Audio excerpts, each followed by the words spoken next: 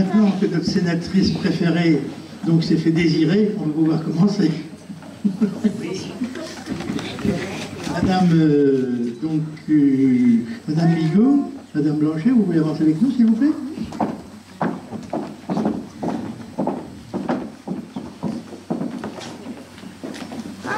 Donc, Madame Bigot, qui représente Monsieur Tamen, l'inspecteur de Charente-Maritime, pour la circonscription de Saint-Jean-d'Angély.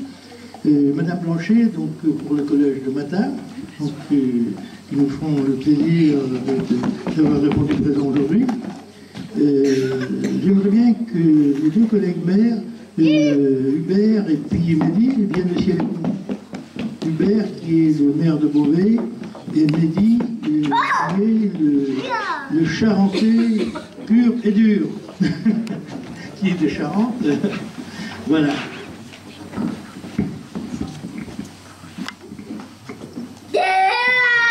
On va peut-être commencer par nos petits bouts de chou là, qui vont nous lire donc les articles des articles de la charte de laïcité. Je voudrais d'abord, avant de leur faire lire, donc dire que cette date du 9 décembre 1905, donc est un jour anniversaire. Pour nous, on va rentrer dans la 120e année de la séparation de l'Église et de l'État, donc il est très très important, même si pour certains, il n'attache pas une importance particulière.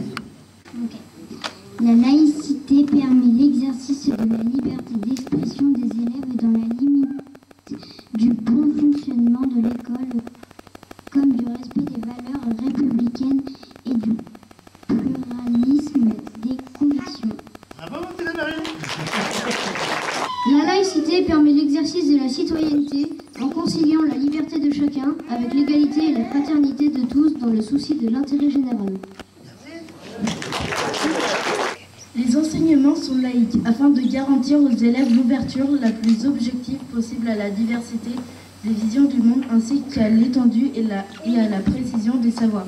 Aucun sujet n'est a priori exclu du questionnement scientifique et pédagogique.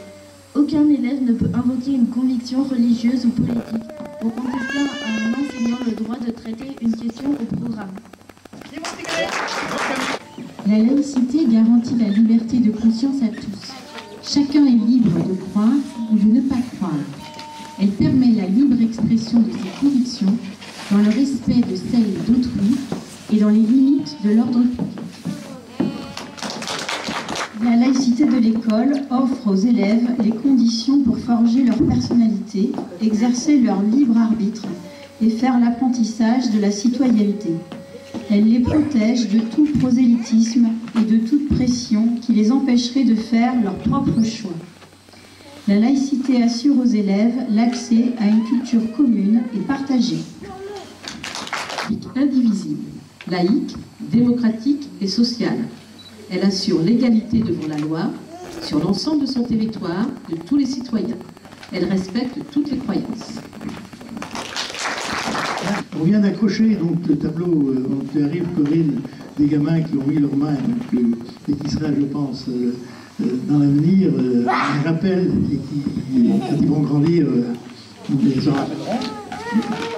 Moi, je pense qu'il faudrait peut-être avec d'autres essayer de porter au niveau du Sénat, peut-être même au niveau de l'Assemblée, faire quelque chose pour que le 9 décembre soit reconnu au niveau national dans tous les établissements, au moins le proposer, tous les établissements publics, quels qu'ils soient, pour pas qu'il y ait de place à l'intégrisme derrière, qui prennent la place donc qui leur est laissée.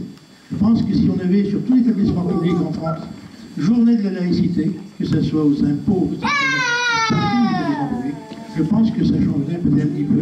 Et il y en a peut-être certains qui aujourd'hui voient la laïcité différemment, qui ne savent même pas ce que c'est que la laïcité, ils s'en empareraient peut-être un peu plus.